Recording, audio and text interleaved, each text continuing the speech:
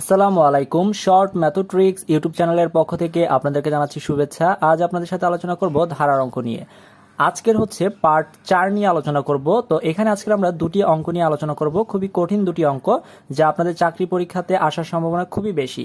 তো চলুন আমরা আমাদের প্রথম অঙ্কটি দেখি। অঙ্কটিতে বলা হয়েছে একটি গুণোত্তর অনুক্রমের দ্বিতীয় পদটি -48 এবং পঞ্চম পদটি 3/4 হলে সাধারণ অনুপাত কত। তো অঙ্কটি আমরা শুরু করব কিভাবে, সবাই একটু মনোযোগ দিয়ে খেয়াল করুন। গুণোত্তর ধারা বলেছে, তাই না? অর্থাৎ এটা কি বলেছে? অর্থাৎ একটি গুণোত্তর অনুক্রম বলেছে। আচ্ছা, গুণোত্তর ধারার ক্ষেত্রে আমরা এন তম পদের একটা সূত্র জানি। সূত্রটা কি? এন তম পদ এই সূত্রটা হচ্ছে a into r to the power n-1। এন-তম পদ ইকুয়াল টু কি হচ্ছে? a into r to the power n-1। ভাইয়া, এখানে a কি এবং আর কি, এই দুইটা জিনিস আমাকে একটু জানতে হবে, একটু সবাই লিখে রাখেন। সেটা হচ্ছে এখানে a সমান হচ্ছে প্রথম পদ, ওকে। আর কি? আর সমান হচ্ছে সাধারণ অনুপাত, ওকে। আচ্ছা, এবার একটু খেয়াল করে দেখেন আমাকে প্রশ্নে কি বলেছে। আমাকে প্রশ্নে বলেছে যে দ্বিতীয় পদটি হচ্ছে -48, তাই না? দ্বিতীয় পদটি কত? দ্বিতীয় পদটি হচ্ছে -48। তাহলে আমরা এক কাজ করি, n-তম পদ যেহেতু হচ্ছে এটা, তাহলে এখান থেকে আমরা দ্বিতীয় পদটা এভাবে লিখতে পারি কিনা সবাই একটু খেয়াল করে দেখুন। সেটা হচ্ছে দ্বিতীয় পদ a আর টু দি পাওয়ার, এই যে n এর জায়গায় আমরা এখন যেহেতু দ্বিতীয় পদ বের করছি, তাহলে এখানে আমরা লিখে দিব হচ্ছে 2 - 1, ওকে। অর্থাৎ a r to the power n এর পরিবর্তে 2 লিখেছি কেন? কারণ দ্বিতীয় পদ এটা, ঠিক আছে। তাহলে a r to the power 2 - 1, এটার মান কত? দ্বিতীয় পদটি হচ্ছে -48, তাহলে আমরা লিখে রাখলাম -48, ওকে। আচ্ছা, তাহলে আমরা এখন পঞ্চম পদটা লিখতে পারবো না? পঞ্চম পদটা কত হবে? পঞ্চম পদটা হবে a আর টু দি পাওয়ার, এখানে n এর পরিবর্তে কত বসাবো? 5 বসাবো। 5 - 1 ইকুয়াল টু কত দেওয়া আছে আমাদের? 3/4। ক্লিয়ার? আচ্ছা, আমরা এখন এক কাজ করি, আমরা এইটাকে হচ্ছে 1 নম্বর সমীকরণ দিয়ে ফেলি, আর এটাকে হচ্ছে 2 নম্বর সমীকরণ দিয়ে ফেলি, ওকে।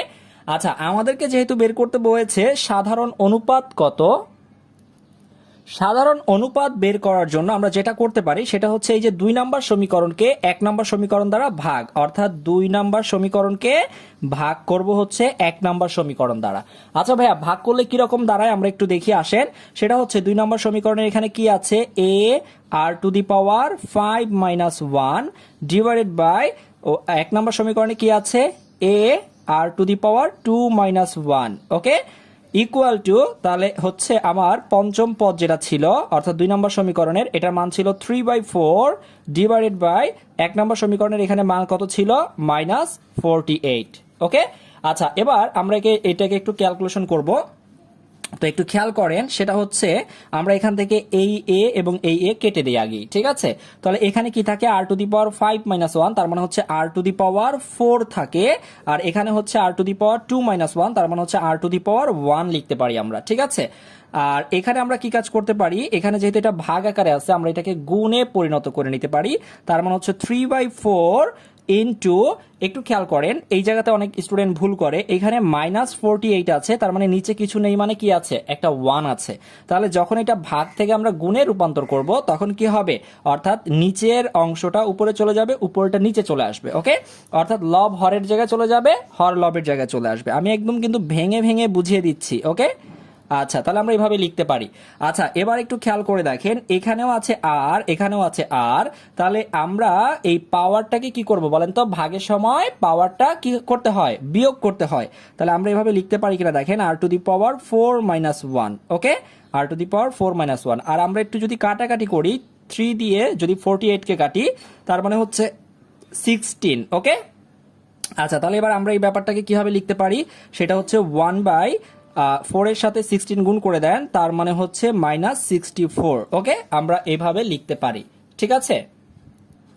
তো এবার একটু খেয়াল করে দেখুন, সেটা হচ্ছে r⁴ - 1, তার মানে আমরা লিখতে পারি r⁻3।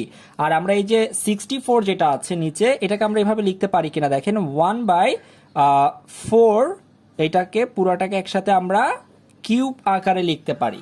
পুরোটাকে একসাথে কি করে লিখতে পারি, পাওয়ার দিয়ে 3 আকারে লিখতে পারি, ওকে, বা কিউব বলতে পারি আমরা। এবার একটু খেয়াল করে দেখেন, যেহেতু পাওয়ার হচ্ছে উভয় পাশেই সেম, ঠিক আছে, পাওয়ার হচ্ছে উভয় পাশে সেম, তাহলে আমরা এই 3 এবং এই 3 পাওয়ার কেটে দেই, তাহলে আমরা কি পাচ্ছি এখানে, সুতরাং r = পাচ্ছি হচ্ছে -1/4, -1/4। ক্লিয়ার? তাহলে আমরা কিন্তু আমাদের অ্যান্সারটা পেয়ে গেলাম। আর এখানে একটু খেয়াল করে দেখেন, এই r এর মানটাকে আমরা কি ধরেছিলাম, r এর মানটাই হচ্ছে আমার সাধারণ অনুপাত, আর আমাকে সাধারণ অনুপাতের মানই বের করতে বলেছে। তাহলে আমার সঠিক উত্তর কোনটা? আমার সঠিক উত্তর হচ্ছে অপশন ঘ নাম্বারটা, অর্থাৎ -1/4। ওকে, তো ভিউয়ার্স, এবার চলুন আমরা দ্বিতীয় অঙ্কটি দেখি। একটি গুণোত্তর অনুক্রমে তৃতীয় পদটি 20 এবং ষষ্ঠ পদটি হচ্ছে 160 হলে প্রথম পদটি কত হবে? আচ্ছা, এই অঙ্কটা কিন্তু প্রথম অঙ্কের থেকে একটু অন্যরকম। কেন? কারণ প্রথম অঙ্কে আপনাকে বলেছিল সাধারণ অনুপাত বের করতে, আর এই অঙ্কের ক্ষেত্রে কি বের করতে বলেছে? আপনাকে প্রথম পদটি বের করতে বলেছে। আচ্ছা, যদিও প্রশ্নটা একটু ভিন্ন রকমের, কিন্তু কাজ কিন্তু আমার একই রকমের। কি কাজ করব ভাই, একটু খেয়াল করে দেখেন। সেটা হচ্ছে, যেহেতু এটা হচ্ছে আমার কি একটি গুণোত্তর ধারা, আর গুণোত্তর ধারার ক্ষেত্রে আমরা n-তম পদের সেই সূত্রটা কি ছিল? n-তম পদের সেই সূত্রটা হচ্ছে ar⁻n-1, তাই না? আচ্ছা, তাহলে একটু খেয়াল করে দেখেন, এখানে আমার a হচ্ছে কি, a হচ্ছে আমার প্রথম পদ, তাই না? এ হচ্ছে আমার প্রথম পদ, এইটাই কিন্তু বের করতে হবে প্রথম পদটার মান কত। এ হচ্ছে প্রথম পদ, এবং এই আর হচ্ছে আমার কি সাধারণ অনুপাত, সাধারণ অনুপাত। ওকে, আচ্ছা ফাইন। এবার একটু খেয়াল করে দেখেন, আমরা ঠিক এর আগের অঙ্কটাতে যেভাবে কাজ করেছিলাম এখানেও একইভাবে কাজ করব। সেটা হচ্ছে, দেখেন, আমাকে বলেছে তৃতীয় পদটি দেওয়া আছে, কত দেওয়া আছে? 20 দেওয়া আছে, তাই না? তাহলে আমরা লিখতে পারি না যে তৃতীয় পদ সমান ar⁻3 - 1, তাই না? 3 - 1 ইকুয়াল টু আমরা কত লিখতে পারি? তৃতীয় পদটি হচ্ছে 20। ওকে ফাইন, লিখে ফেললাম। আচ্ছা, এরপরে দেখেন, আমরা তৃতীয় পদের পরে হচ্ছে ষষ্ঠ পদটিও দিয়ে দিয়েছে আমাকে, তাহলে ষষ্ঠ পদটি আমরা লিখতে পারি না যে ষষ্ঠ পদ কত হবে? ar⁻6 - 1 কত? 160 দেওয়া আছে, তাই না? আচ্ছা, তাহলে আমরা এই জিনিসগুলো লিখে নিলাম। আমরা এটাকে দেই 1 নম্বর সমীকরণ এবং এটাকে দেই 2 নম্বর সমীকরণ। আমরা প্রথম অঙ্কটার মতোই আগে ফার্স্টে আমাদের কি কাজ করতে হবে? আমাদেরকে আগে সাধারণ অনুপাত বের করতে হবে। তাহলে সাধারণ অনুপাত বের করতে গেলে আমাকে কি কাজ করতে হবে? 2 নম্বর সমীকরণকে 1 নম্বর সমীকরণ দ্বারা ভাগ করতে হবে। অর্থাৎ এই যে 2 নম্বর সমীকরণকে ভাগ করব আমরা হচ্ছে 1 নম্বর সমীকরণ দ্বারা। আচ্ছা, 2 নম্বর সমীকরণকে 1 নম্বর সমীকরণ দ্বারা ভাগ করে আসেন, ar⁻6 - 1, তার মানে হচ্ছে আমরা ডাইরেক্ট লিখে দিই হচ্ছে 5, ঠিক আছে, ডিভাইডেড বাই ar⁻3 - 1, তার মানে আমরা লিখতে পারি হচ্ছে 2।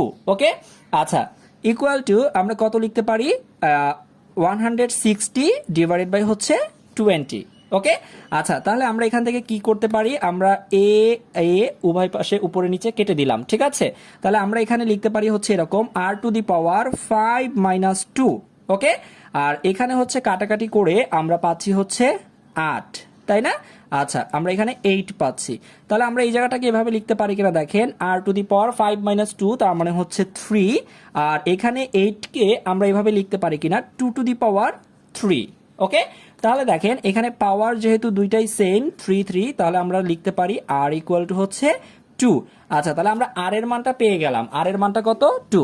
অর্থাৎ এই একই প্রশ্ন দিয়ে আপনাকে কিন্তু এরকমও বলতে পারতো যে একটি গুণোত্তর অনুক্রমে তৃতীয় পদটি 20 এবং ষষ্ঠ পদটি হচ্ছে 160 হলে এদের সাধারণ অনুপাত কত? তখন কিন্তু আপনার অ্যান্সার হতো 2। বাট এখানে আপনাকে কি বের করতে বলেছে? দেখেন, এখানে আপনাকে বের করতে বলেছে প্রথম পদটি কত। তাহলে দেখেন, এই যে আমরা r এর মানটা পেয়েছি না, এই r এর মানটা আপনি সমীকরণ 1 অথবা সমীকরণ 2 যে কোনো এক জায়গাতে বসালেই আপনি কি পেয়ে যাবেন? আপনার প্রথম পদটির মান পেয়ে যাবেন। ধরেন আমরা 1 নম্বর সমীকরণটাতেই বসাবো, তাহলে লিখি r এর মান 1 নং এ বসিয়ে পাই, ঠিক আছে, বসিয়ে পাই, আর এর মান 1 নম্বরে বসিয়ে পাই, 1 নম্বর সমীকরণে বসিয়ে পাই। তাহলে 1 নম্বর সমীকরণে কি আছে ভাইয়া, a r two the power 3 minus 1 equal to হচ্ছে 20। তাহলে আমরা এখানে কি লিখতে পারি, a ইন্টু আর এর মান হচ্ছে 2, 2 টু দি পাওয়ার 3 মাইনাস 1 তার মানে হচ্ছে 2 ইকুয়াল টু হচ্ছে 20। আচ্ছা তাহলে দেখেন a ইন্টু 2 দুগুণে হচ্ছে কত 4 ইকুয়াল টু হচ্ছে 20। এটা কিন্তু গুণকে এভাবে ডট আকারে আমরা লিখতে পারি, গুণটাকে আমরা ডট আকারেও লিখতে পারি, ঠিক আছে, এটা কিন্তু গুণ বুঝাচ্ছে, a এবং 4 এর মাঝখানে গুণ। ওকে, আচ্ছা তাহলে আমরা a এর মানটা যেহেতু বের করব, a কে রেখে দেই 4টা এর সাথে, অর্থাৎ 4 এইটা a এর সাথে গুণাকারে আছে, এই পাশে চলে আসলে ভাগ হয়ে যাবে। তাহলে আমরা কত পাবো বলেন তো, আমরা মান পাচ্ছি হচ্ছে 5, ঠিক আছে। তাহলে আমাদের a এর মান কত, আমাদের a এর মান হচ্ছে 5। ক্লিয়ার? তাহলে আমরা কিন্তু খুব সহজেই আমরা আমাদের অ্যান্সারটা পেয়ে গেলাম। আমাদের অ্যান্সার হবে কত, আমাদের অ্যান্সার হবে অপশন ক নাম্বারটা, অর্থাৎ 5। তো আপনারা সবাই একটু কমেন্ট করে আমাকে বলবেন যে ধারার এই দুইটা অঙ্ক খুবই কঠিন ছিল এবং আপনাদের অনেকেরই রিকোয়েস্ট ছিল যে ভাই এই দুইটা অঙ্ক যাতে একটু খুব ভালো করে সহজভাবে বুঝিয়ে দেই। তো আপনারা একটু কমেন্ট করে বলবেন আপনারা অঙ্ক দুইটা খুব ভালো করে বুঝছেন কিনা, ঠিক আছে। আর আপনারা আপনাদের বন্ধুদের সাথে এই ভিডিওটা শেয়ার করে দিন যাতে তারাও শিখতে পারে। ওকে, আজ তাহলে এতটুকু, সবাই ভালো থাকেন, আল্লাহ হাফেজ, আসসালামু আলাইকুম।